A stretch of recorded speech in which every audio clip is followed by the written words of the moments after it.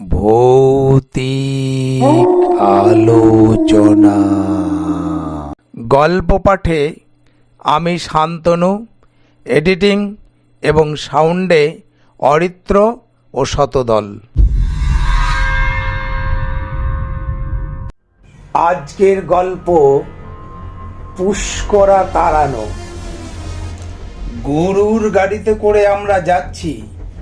গাড়িতে গারোয়ান, বাবা আর আমি। গাড়ি ভর্তি মাছের হাঁড়ি, মিষ্টির হাঁড়ি, 10টি বড় বড় দেশি মোরগ। গ্রাম যখন শেষ হলো, তারপর ফাঁকা নির্জন রাস্তা, চারপাশ আলকাতরার মতো কালো। রাস্তার দুপাশে বড় বড় বট, শাল, পলাশ, বাঁশবন। বলদগুলো গাড়ি টানতে টানতে হঠাৎ হঠাৎ হ্যাঁচকা মেরে দাঁড়িয়ে পড়ছে।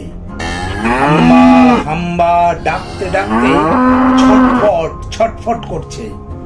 গারোয়ান পাঁচনের বাড়ি মারে, তাও এগোতে চায় না। আমরা কিছুই দেখতে পাই না, কিন্তু বলদ দুটোর হাবে ভাবে মনে হয় যেন রাস্তার সামনে কেউ ওদের পথ আগলে আছে। গরু দুটো থমকে দাঁড়িয়ে থাকলো কিছুক্ষণ, হাম্বা হাম্বা করতে থাকলো, ছটফট করতে থাকলো, আবার তারপর চলতে থাকলো। রাস্তার পাশে বড় বড় বট গাছ থেকে পাখিরা সব ছটফট ছটফট করতে করতে উড়ে গেল। হঠাৎ দেখছি আমাদের গরুর গাড়ির সামনে কি যেন একটা যাচ্ছে। কখনো মনে হচ্ছে একটা খেঁকশিয়াল, ওই তো, হ্যাঁ খেঁকশিয়াল ডাকছে। আবার কিছুক্ষণ মনে হচ্ছে একটা বিড়াল, ওই তো বিড়ালের ডাকি তো। হঠাৎ আকাশে মেঘ জমতে লাগলো, মাঝে মাঝে বিদ্যুৎ চমকাতে লাগলো। বিদ্যুতের ছটায় স্পষ্ট আমি দেখলাম একটা ছায়ামূর্তি আমাদের গাড়ির আগে আগে চলেছে। আমি বাবাকে বললাম, বাবা দেখো দেখো, গাড়ির আগে আগে কে যেন হেঁটে যাচ্ছে। বাবার কাছে একটা বড় টর্চ ছিল। বাবা সামনে জ্বালতেই দেখলাম না, রাস্তা ফাঁকা, কেউ নেই। মানুষ বলতে আমি, বাবা আর গারোয়ান। হঠাৎ ঝমঝম করে বৃষ্টি নামলো। আমাদের গাড়ির পাশ দিয়ে কি যেন একটা হুশ করে ছুটে চলে গেল। আমার এবার ভয় করতে লাগলো। এই ভয় আরো বাড়িয়ে দিল ব্যাঙের ডাক আর ঝিঁঝি পোকার ডাক।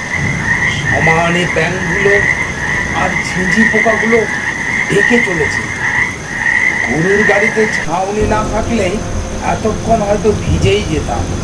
যাই হোক, বৃষ্টিটা কমলো। ইতিমধ্যে আমরা শ্মশান ভূমিতেও চলে এসেছি। হঠাৎ মোরগগুলো একসাথে ডাকতে ডাকতে ছটফট করতে লাগলো, আর হাড়ির মধ্যে মাগুর মাছগুলোও লাফাতে লাগলো। পরিবেশটা বেশ ভয়ানক হয়ে উঠতে লাগলো। এবার এসব দেখে গারোয়ানও ভয়ে কাঁপতে শুরু করেছে। বাবা গারোয়ানকে বলল, শোনো ভাই, ভয় কিসে, আমি তো আছি, একদম ভয় করো না। এই আমি হলুদ পোড়া সর্ষে দিয়ে তোমার গা বেঁধে দিলাম। এবার আর কেউ তোমাকে ছুঁতে পারবে না। যাও, গাড়ির সমস্ত জিনিস নামিয়ে তুমি ফিরে যাও, আর কাল ভোর ভোর এসে আমাদের নিয়ে যাবে। আমাদের সঙ্গে একটা হ্যাচাক লাইটও ছিল, ট্যাঙ্ক ভর্তি তেল। সারা রাত চললেও তেল শেষ হবে না। গারোয়ান সমস্ত জিনিস নামিয়ে বাড়ি ফিরে গেল। বাবা আমাকে বসিয়ে একটা গোল বৃত্ত কেটে দিল। তারপর জিনিসপত্র সহ আমাকে একসাথে নিয়ে বড় করে সর্ষে পোড়ার বৃত্ত করে দিল। ওই বৃত্তের ভিতর কোনো ভূত, প্রেত, পিশাচ, ডাকিনী, যোগিনী প্রবেশ করতে পারবে না। এখন আবার মেঘ কেটে গেছে, অমাবস্যার আকাশ পরিষ্কার হয়ে উঠেছে, আকাশে তারারা যেন মালা গেঁথেছে। বাবা আসন পেতে ক্রিয়াকর্ম শুরু করলো। আমার চোখ ঘুমে বন্ধ হয়ে আসছে। আমাদের সাথে একটা পলিথিন ছিল, পলিথিন পেতে আমি শুয়ে পড়লাম। গভীর ঘুমে আমি ডুবে গেলাম। হঠাৎ প্রচন্ড চিৎকারে আমার ঘুম ভাঙলো। তাড়াতাড়ি উঠে চোখ রগড়ে দেখি বাবার সামনাসামনি একটা বীভৎস চেহারার মানুষ বসে আছে। সারা গায়ে দগদগে পোড়া ঘা, চোখ দেখা যাচ্ছে না, সারা মুখে ফোসকা। বাবা একটা একটা গোটা মোরগ ওর দিকে ছুড়ে দিচ্ছে, আর লোকটা বিকট চিৎকার করে জীবন্ত মোরগগুলোকে চিবিয়ে চিবিয়ে খাচ্ছে।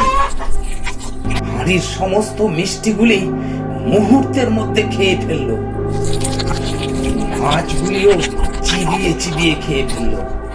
আমাদের কাছে আর কোনো খাবার নেই।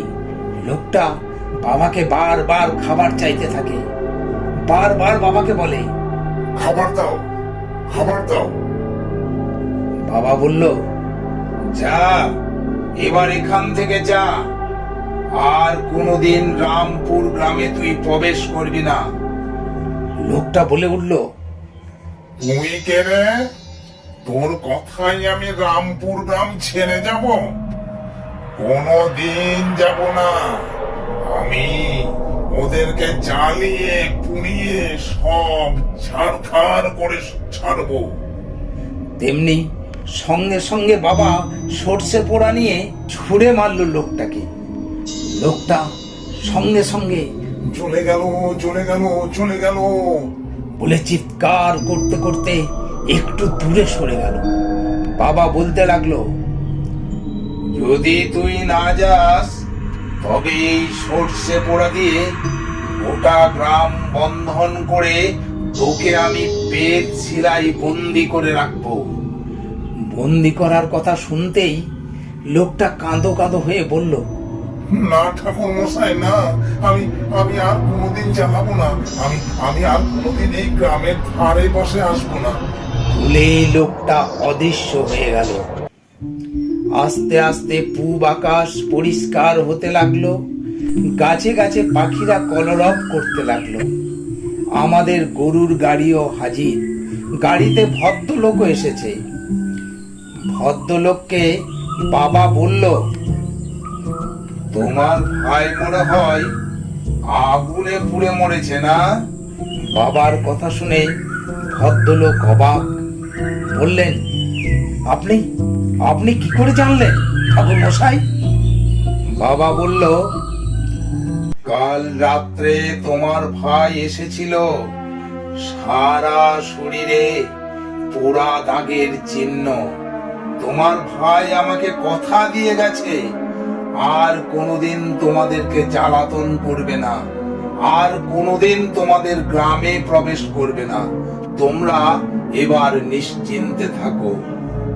ভৌতিক আলোচনা চ্যানেলটিতে আপনাদের জানাই স্বাগত। আমাদের এই চ্যানেলটি যারা লাইক করছেন, শেয়ার করছেন আর সাবস্ক্রাইব করছেন তাদের জানাই অনেক ধন্যবাদ। দয়া করে এরকম আরও অনেক গল্প শোনার জন্য আমাদের চ্যানেলটিকে সাবস্ক্রাইব করুন, লাইক করুন, কমেন্ট ও শেয়ার করে আমাদের এগিয়ে যেতে সাহায্য করুন। ধন্যবাদ।